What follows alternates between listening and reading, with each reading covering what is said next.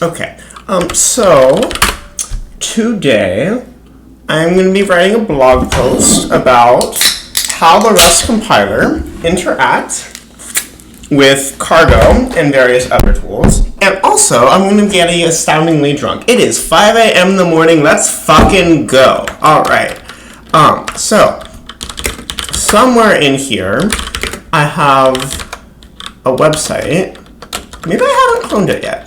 I probably haven't cloned it yet. Okay. Oh, I did something. That did something for sure. Apparently I put this in Vim mode. That is not what I, okay, there we go. Cool.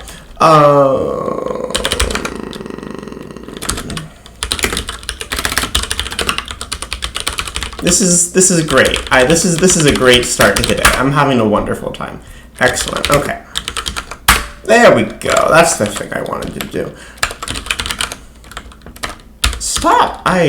This should not be as hard as it is.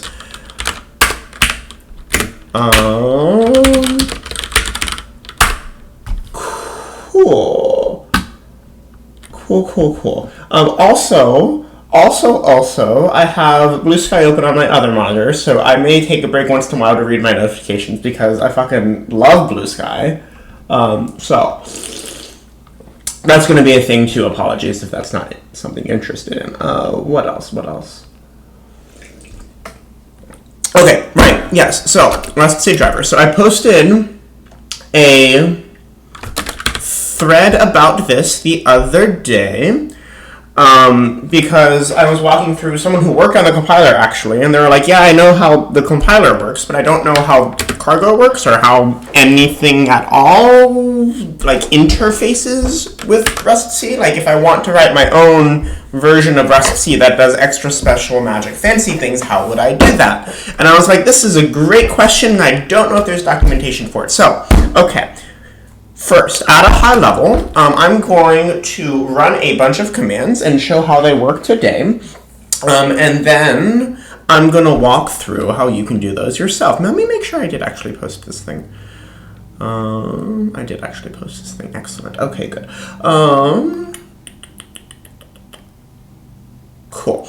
Right, yes. Okay, so when you have some project and you run Cargo build like that, and you have a whole bunch of dependencies, then Cargo is doing a bunch of things under the hood. If you tell it to ignore its caching, 1 second. I have variables set, don't I? Let me not have those variables set. This is the fun part of computers, is they do exactly what you tell them to do, and that's sometimes not what you actually want them to do, and determining the difference is sometimes quite hard. Okay, yes, all right, so I ran cargo build -v, and that prints a whole bunch of output. Shows all these compiling lines, and then it shows running, and then a bunch of flags. Okay, I'm going to start with how does it get this Rust C command here? I want run which Rust C. That is not actually the Rust C that it's running. Notice how this one is in Rustup Toolchains, but the other one is in Cargo bin Rust C. That's because the one in Cargo bin Rust C is actually not Rust C. If you look at how big it is not very big. The one in Rustup Toolchains is a lot bigger. Well, it's actually a lot smaller, but that's because it dynamically links to Rust C driver. Hold on, let me show that properly.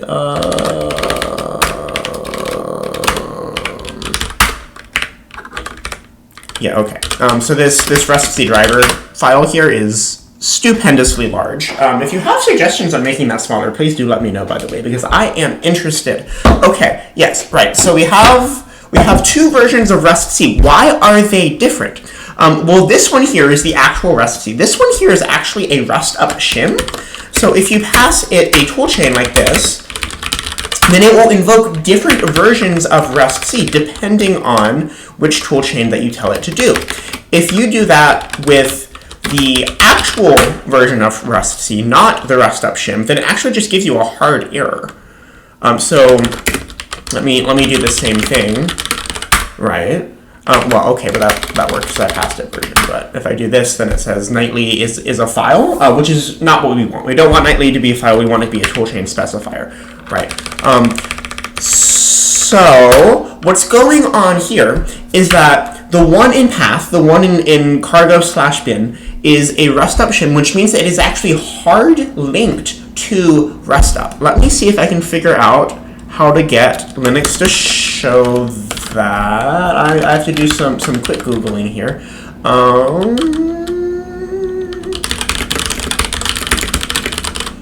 This is excellent. I'm actually astounded by how well this is going. Can you see hard links? You can find the inode number for your file. Oh, that's exciting. LSI shows the inode. Cool. And ls-l shows the references count. I think this is the references count. The 14 there. If I do this for the other rustc, I would expect it to show 1 instead of 14. Yes, okay, so this has 1 hard link, it's just the file itself. This one has 14 hard links. And the reason that it has 14 hard links is because every file that, every one of these like toolchain binaries that Rustup installs is actually a hard link to Rustup itself. And so notice how Rustup is here too, right? So if I say, if I show the inode of that Rustup and compare it to the one of rustc, they are the same inode. They are the same file. Rustup is looking at the file name of the executable and using that to determine which version of rustc it should run. Okay, so that is Rustup toolchain proxies. Yes, I was going to write some things about that. Did I do that? Oh, I'm in the wrong directory. Okay. Cool. So I made this thing here. Right. Okay. I have not had enough alcohol. I'm going to fix that real quick. Excellent. Fun fact, it takes approximately 1 standard drink to get me astoundingly drunk, so I haven't even had anything to drink yet. This is just how I am. I love that for me. Right, good. Now, okay, right, so cargo and rustc, I'll come up with a better title when I'm not astoundingly drunk. And it's not 5:17 a.m. Right. Rustup toolchain proxies, and for now I'm just gonna like copy some commands in here so that I don't have to worry about not being drunk, and then I can make them words in the morning. I think this is a good solution. I think this is the ideal way to write blog posts. Actually, this is great. This is actually great. Cool.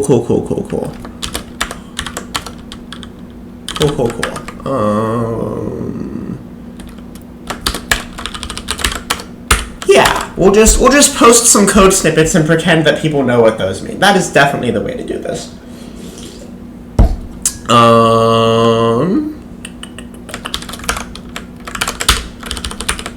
I will know what these mean, and then I can turn them into words. Okay, it'll work out. It's fine. Everything's fine. What else was I gonna do? Oh, I was gonna show the version outputs. Yes, okay, and I was gonna show that cargo does this thing here. Right, yes, okay, good. I love this. I love everything about this. I really do. Okay. Cool. And then there was one last thing, which was the version output. There we go.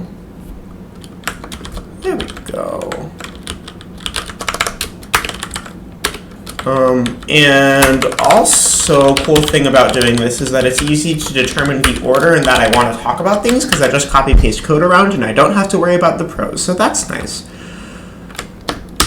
Right. This is going great. Cool. All right. So that's Rustup toolchain proxies. Now say that you're writing your own rustc driver. Okay, so let me talk about what a rustc driver is. So we saw this librustc driver thing over in, we saw this rustc driver thing over in the toolchains directory in /lib, which is astoundingly large. And what's going on is that this binary here, Rustup is actually quite small. It's like 2 megs, and that's because all the code is in Rustup driver. And you can actually write your own little Rustup binary that links to Rustup driver and does all the same things that Rustup does, and maybe other and more interesting things. This, for example, is what Clippy does. So if you look at Rustup which Clippy, so this says where will you resolve Clippy if I run the Rustup proxy? So not the proxy itself, but the thing that the proxy is running. Okay. And if I look at that, it's a little bit bigger. It's 12 megs, but it's like not big enough for it to have all the code, and that's because it's still linking to Rustup driver. It's still doing like 90% of the code in Rustup driver, and you can do that yourself. Right. Yes. So how does Rustup find this? And the answer is the same way as before. In this directory here, it has a proxy called Clippy driver. Yep, there it is. And it has the same inode as before. Yep, 517. Yep, okay. And so, but if you want to write your own custom tool, then Rustup will not ship that proxy for you. So Rustup has some code that says when you install yourself, install all these proxies. But your custom tool is not going to be one of those proxies. So what you have to do instead is you have to write a little shell script that does the job of Rustup for it. Right, good. So,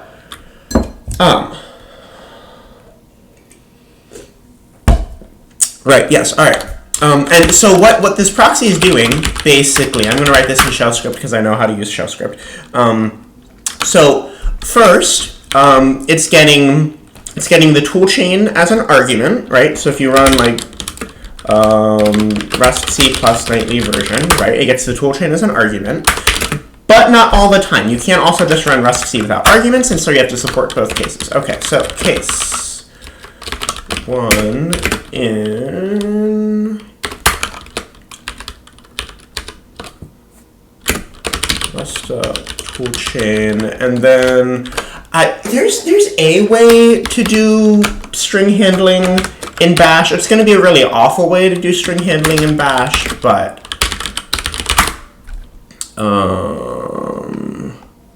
you can use parameter expansion to do this. This is truly horrifying, but okay. Is the length parameter expansion? What the hell is going on here? Ooh, cut is better. Cut means we can do this in POSIX shell instead of needing bash. Cool. Right, and so what we're doing here is we're stripping this plus sign from the toolchain and setting it to a variable so that we have it later. Right, and otherwise we're just going to do nothing. Okay. Right.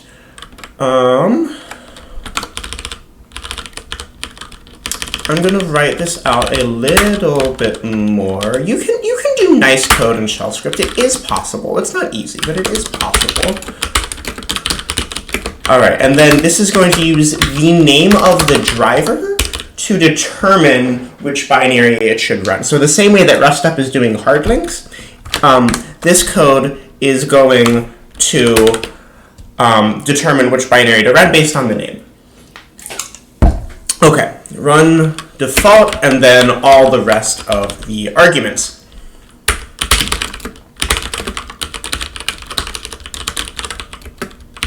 Right, this looks reasonable. This looks reasonable.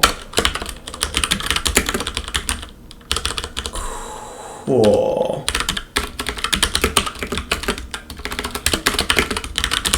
All right, and I'm going to put this in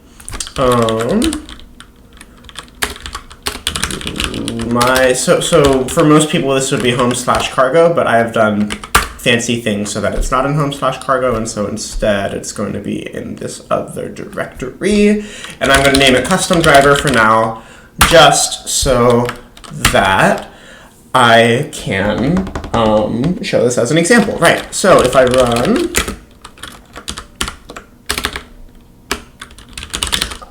cool, like that. And so now if I run custom driver, awesome. How do I tell the default toolchain? Rustup run, it requires a toolchain. Rustup help, Rustup default. There we go. Is there a programmatic way to get this information? No, that's unfortunate. Okay.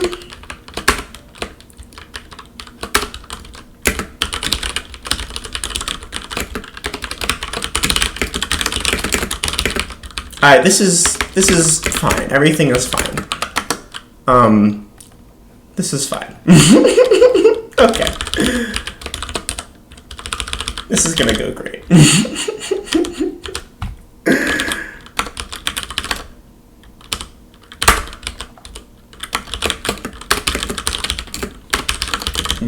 Right. Cool. All right.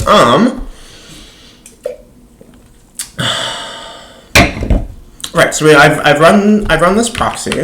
Let me run it again.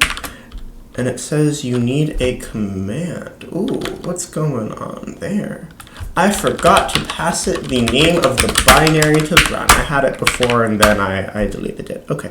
Error infinite recursion detected. Oh, that's real fun. So what happened here is we don't actually have something called custom driver in that nightly bin directory. So if I say rustup which rustc, that shows us the real rustc, not the proxy. And if we look in this directory, no, come back! How rude! There's nothing called custom driver in here. And so actually what Rustup will do in that case is it will just run anything that is in path. And so the thing that is in path is this shell script again. And so we'll run this shell script over and over and over and over.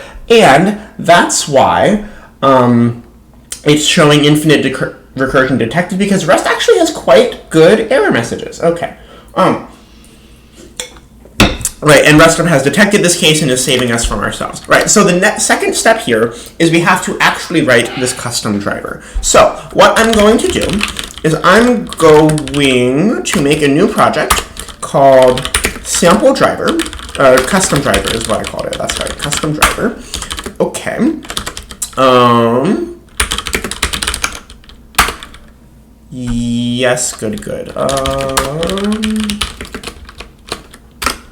And I'm gonna open this in the other VS Code window so I don't have two of them open. Yes, I do want to save. Thank you.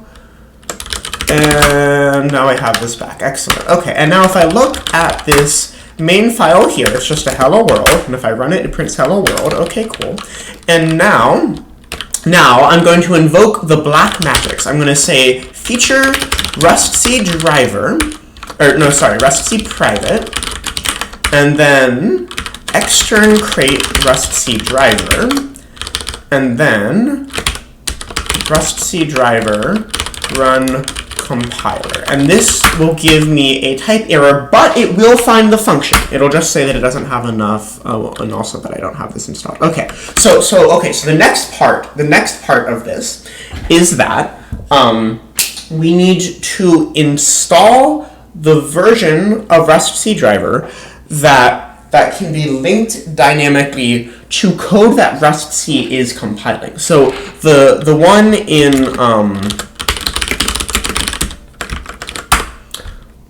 in lib here in the toolchain lib directory. I need more alcohol. 1 second. Only momentarily. Okay, good. The one in this lib directory here is the one for rustc itself, but it is the one for the host. So notice how the only things here are rustc driver, LLVM, libstandard, and libtest. And these are not the things that are linked into the code that rustc compiles. These are the things that are linked into rustc itself, into the compiler. And you can tell that because liblLVM is in here. liblLVM is not linked in to every program that rustc compiles, that would be far too big and also unnecessary. If you look at this, it is literally like fucking 170 megabytes, which if every Rust program were 170 megabytes, we would have some fucking problems. All right, so this is the host lib directory, but there's also a target lib directory. If we look at this Rust lib folder, there's a whole bunch of stuff. The one that we care about is the one that starts with x86 unknown Linux GNU, because that's the platform that I'm compiling on. And this has its own bin and lib directories. And this lib has a whole bunch of other stuff that we didn't see before. It has alloc, it has another version of LLVM, what the fuck? It has libc, it has other things, and also libstandard again. Okay, and so what's going on here is these are the runtime libraries. These are the things that rustc links into your code when you compile it. And notice what's not here. What's not here is rustc driver, right? And so that's why I gave us that error before, is because it wants us to put rustc driver in the target directories, not just in the host directories. Okay, cool. 1 second while that downloads. Excellent. And now, if we look at this target directory, now it has a rustc driver file. Excellent. That's exactly what we wanted. Okay. And now, if I do cargo run, it says that I don't know the name of this function, but it's a different error from before because now it successfully loaded the crate. Now, another thing to note here, this says extern crate. Extern crate is something that you usually do not need in Rust 2018 and later, but you do still need it for crates that cargo does not know about. So there are two places that you can load crates from. One of them is where cargo keeps its dependencies, which is in target if I hadn't renamed it. There's a whole bunch of stuff in here that cargo has compiled for me. But there's also a second place that it can load crates from, and that's this target directory here, which is part of something that's called the sysroot. I work on something called Bootstrap, which is how the compiler builds itself, and Bootstrap is all about fucking sysroots. Okay, that's not important right now. It may be later. All right, cool. So I forgot the name of this function, and so what I'm going to do is I'm going to go to docs.rs/rustc, which takes me to the right place that I want to go to, because I've forgotten the name. doc.rustlang.org, apparently. Okay, sure. And that shows a crate called rustc driver, which has a whole bunch of stuff, and the only stuff that I care about here is I'm going to look at this main function, which is what the rustc, like the actual compiler calls, and it does a whole bunch of things. And for right now, I'm just going to take this whole thing. I'm going to take this whole thing, I'm going to copy it into my code, and then hopefully I will have a custom driver that does the same thing as rustc itself, and then I can go do cool, fancy things after that. Does that work? Kind of. I need the imports. Okay, well that's fine. Oh, it has suggestions for me.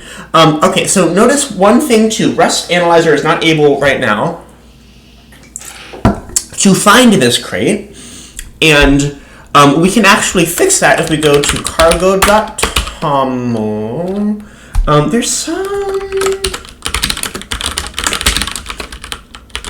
There's some thing we can toggle that tells it to look in the sysroot, and I've forgotten what it is. Automatically detect